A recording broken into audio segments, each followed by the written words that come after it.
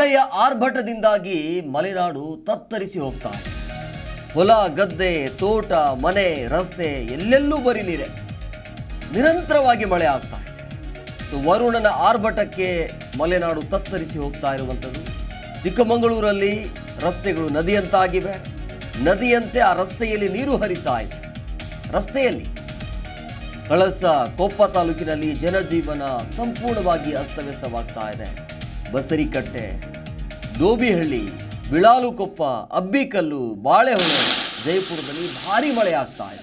ಇನ್ನು 3 ರಿಂದ 4 ದಿನಗಳ ಕಾಲ ಮಳೆ ಇದೆ.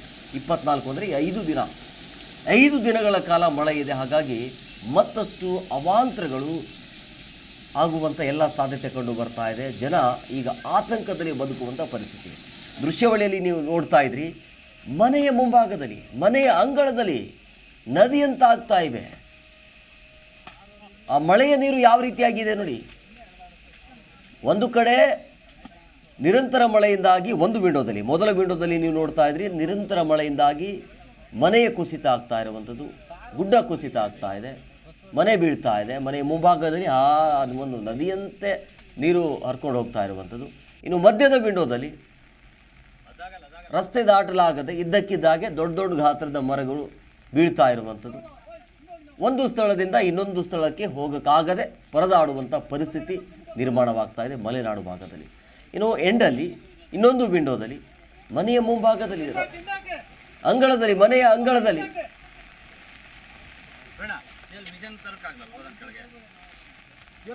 ನೋಡಿ ಮನೆಯೊಳಗೆ ನೀರು ನುಗ್ಗಿರುವಂಥದ್ದು. ಇಡೀ ರಾತ್ರಿ ಜಾಗರಣೆ ಮಾಡುವಂಥ ಪರಿಸ್ಥಿತಿ ಇದೆ. ಮನೆಯಲ್ಲಿರುವಂಥ ಎಲ್ಲ ವಸ್ತುಗಳು ನೀರು ಪಾಲಾಗಿದೆ. ಹಾಗಾಗಿ ಮುಂಜಾಗ್ರತಾ ಕ್ರಮವಾಗಿ ಅಧಿಕಾರಿಗಳು ಏನಾದರೂ ವ್ಯವಸ್ಥೆ ಮಾಡಲೇಬೇಕು. ಅವರನ್ನು ಬೇರೆ ಕಡೆಗೆ ಸ್ಥಳಾಂತರ ಮಾಡಬೇಕು.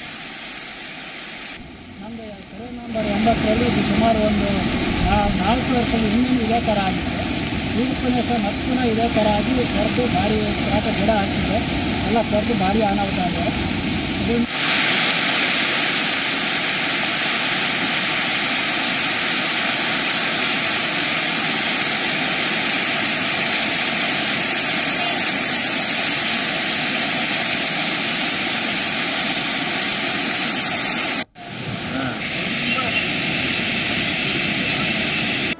ಜಿ ಕನ್ನಡ ನ್ಯೂಸ್ ಈಗ ನಿಮ್ಮ ಮನೆಯಲ್ಲೇ ನೋಡಿ. ಎಲ್ಲ ಕೇಬಲ್ಗಳಲ್ಲಿ ಈಗ ಲಭ್ಯ. Sun Direct 292, Jio TV 1334, U digital 162, city cable 51, GTPL 17, Abhishek cables 821, rock line telecommunication 51, Shri Basaveshwara number 60, Vinayaka digital number 53, in digital number 896ರಲ್ಲಿ. ನಿಮ್ಮಿಷ್ಟದ ಜಿ ಕನ್ನಡ ನ್ಯೂಸ್ ನೋಡಿ ಆನಂದಿಸಿ.